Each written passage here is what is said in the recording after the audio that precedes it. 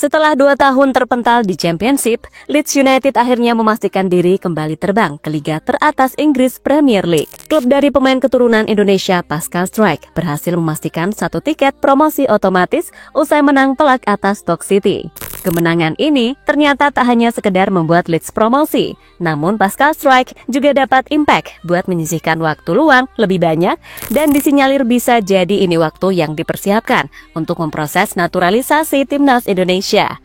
Sebab pundit Belanda sudah membocorkan cuy, jika bek 25 tahun ini sejatinya telah mendapatkan izin untuk melanjutkan karir internasional di tempat yang ia mau. Di sisi lain, media Belanda juga membocorkan sebuah info soal PSSI yang sempat mendekati pemain keturunan berkualitas lain. Lantas siapa pemain tersebut? Serta bagaimana kelanjutan soal proses naturalisasi Pascal? Berikut jawaban selengkapnya.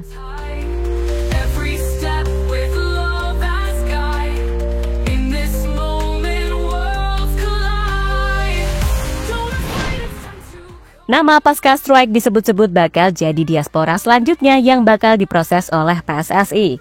Jasanya masih dibutuhkan oleh skuad Garuda. Ia sudah ditemui secara langsung oleh tim kepelatihan Patrick Kluivert ketika tim Pascal Leeds United berhasil menang atas tim Ole dan Lino Oxford United. Nah, baru-baru ini namanya kembali mencuat dan menjadi buah bibir di kalangan pecinta sepak bola tanah air. Bukan tanpa alasan, pemain berdarah Indonesia Belanda ini tengah menorehkan tinta emas dalam perjalanan karirnya di Eropa. Pada musim 2024-2025 ini, Struijk bersama klubnya, Leeds United, sukses menorehkan pencapaian gemilang. Setelah melalui perjuangan panjang dan penuh determinasi di ajang EFL Championship, akhirnya Leeds memastikan diri kembali ke panggung megah Premier League. Kepastian promosi ini didapatkan setelah Leeds menang telak 6-0 di kandang sendiri atas Stoke City. Dengan begitu, 3 poin yang didapatkan berhasil menambah pundi-pundi Leeds sebagai pemuncak klasemen dengan 94 poin. Angka itu tak bisa lagi dikejar oleh tim-tim lain di posisi 2 dan seterusnya yang harus berjuang via playoff terlebih dahulu. Sementara Leeds United bersama Burnley punya poin yang sama di posisi 1 dan 2 klasemen Championship, yang mana sudah otomatis bakal promosi ke kasta tertinggi Liga Inggris musim depan.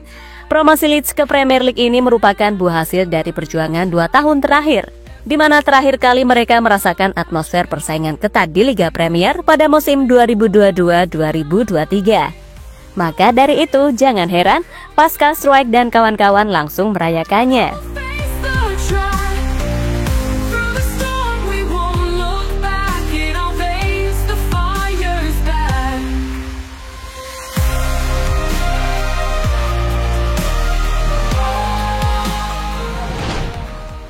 Sekarang, Leeds hanya menyisakan 2 pertandingan terakhir di Championship. Hingga tanggal 3 Mei akan menjadi penentu siapa juaranya. Apakah tim dari Pascal Leeds United ataukah Burnley? Pascal Struijk sendiri sejatinya tidak ikut bermain dalam beberapa laga terakhir, termasuk di 2 laga tersisa nanti. Pasalnya, pemain berdarah Indonesia tersebut sedang proses pemulihan cedera dan diperkirakan baru pulih pada pertengahan Mei. Dengan begini, setelah membantu timnya lolos ke Premier League, maka bek 25 tahun ini punya banyak waktu luang jelang matchday Juni dan pasti diizinkan oleh pihak klub.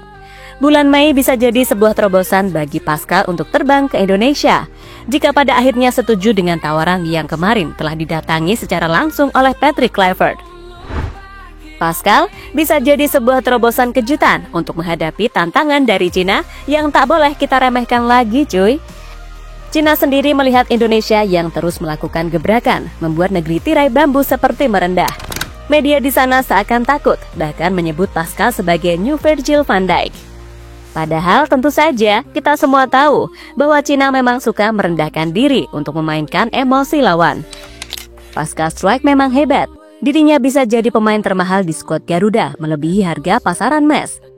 Nilai pasarnya saat ini mencapai 16 juta euro atau sekitar 278 miliar rupiah. Angka yang membuatnya lebih mahal dibandingkan nama-nama lain seperti Jadon Oosterwolde maupun Jero Redwold. Dan angka itu memang sudah terbukti dari pengalamannya di Premier League, di Championship, dan musim depan comeback ke Premier League lagi.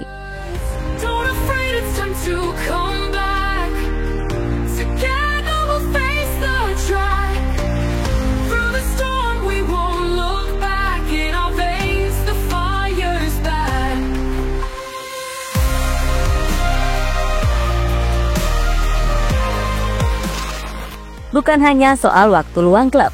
Namun melansir dari Bola Okezon, sejatinya tanda-tanda pasca strike segera membela timnas Indonesia sudah dibocorkan media Belanda, Voetbal Primer.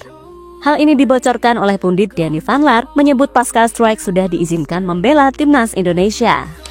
Dan seseorang yang tidak banyak disebutkan, pasca strike diizinkan bermain untuk Indonesia. Dia adalah pemain yang luar biasa, kata Danny van Laar di salah satu podcast Voetbal Primer beberapa waktu lalu. Ya, sekarang keputusan mutlak ada di tangan pemain 190 cm tersebut. Tak ada pihak tertentu yang bisa menekankan hati kecilnya. Lagi pula, secara garis keturunan, dalam sebuah wawancara pada 2020, pasca strike mengaku memiliki darah Indonesia dari sang kakek dan nenek. Kakek dari pasca strike bernama Peter Weidenmuller yang lahir di Surabaya, Jawa Timur. Bahkan menurut laporan media yang sama, nenek pasca strike, Ineke van den Brink, pernah menempuh pendidikan di Unpad alias Universitas Padjadjaran, Jatinangor, Sumedang, Jawa Barat. Fakta di atas menunjukkan bek 25 tahun tersebut sangat eligible untuk memperkuat timnas Indonesia.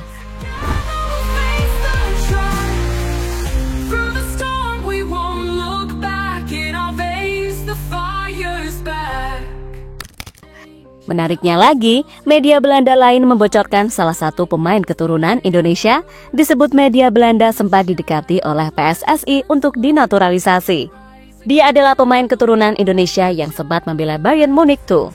David Jonathans disebut Football Plus didekati oleh PSSI untuk jadi WNI dan membela timnas Indonesia. PSSI sempat mendekati striker FC Den Bosch David Jonathans. David Jonathans belum mempertimbangkan untuk membela timnas Indonesia, tulis laporan media Belanda dalam artikelnya. Dalam hal ini, PSSI melihat potensi besar pada David Jonathans. Striker berusia 21 tahun itu lahir di Apeldoorn, Belanda, dan tumbuh besar di Luxembourg. Sejak usia belia, pemain keturunan Indonesia ini terikat kontrak dengan raksasa Bayern Munich sebagai tim akademinya hingga karir profesionalnya sekarang. Dari catatan Transfermarkt, David Jonathans telah bermain sebanyak 18 pertandingan bersama tim U19 Bayern Munich dan mencatatkan 1 gol serta 1 assist. Lalu ia kemudian promosi ke FC Bayern II. Dan disinilah David Jonathans memainkan peran lebih banyak dengan 27 pertandingan dan mencetak 2 gol serta 3 assist. Namun untuk sementara, ia dipinjamkan ke FC Den Bosch di kasta kedua Liga Belanda. Dan ia merupakan penyerang sayap lincah yang bisa menjadi seorang striker juga.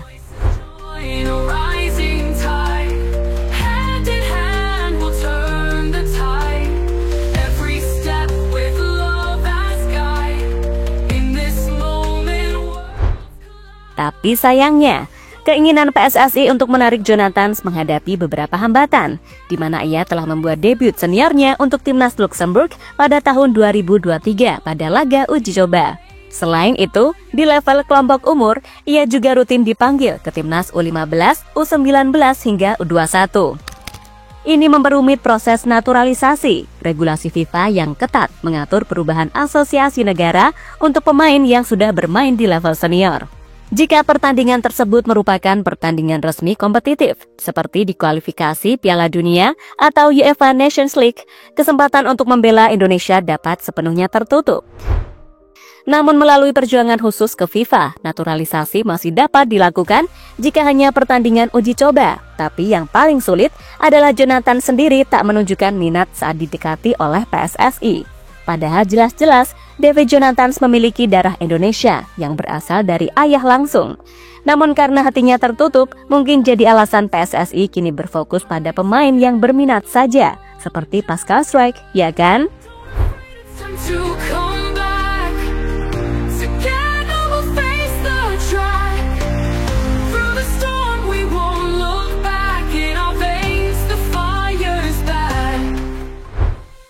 Ya, mau bagaimanapun kita harus menghargai setiap keputusan pemain. Tak ada hujat menghujat, apalagi sampai menyerang. Ini soal urusan masa depan pribadi jika tak ingin membela Garuda. Karena sepak bola bukan hanya soal tim, ini soal identitas, soal pilihan. Dan Indonesia masih ada strike yang lebih berharga. Kalau Black Leeds ini memilih merah putih, nantinya juga dunia akan tahu bahwa Indonesia sedang bersiap untuk naik kelas menuju Piala Dunia.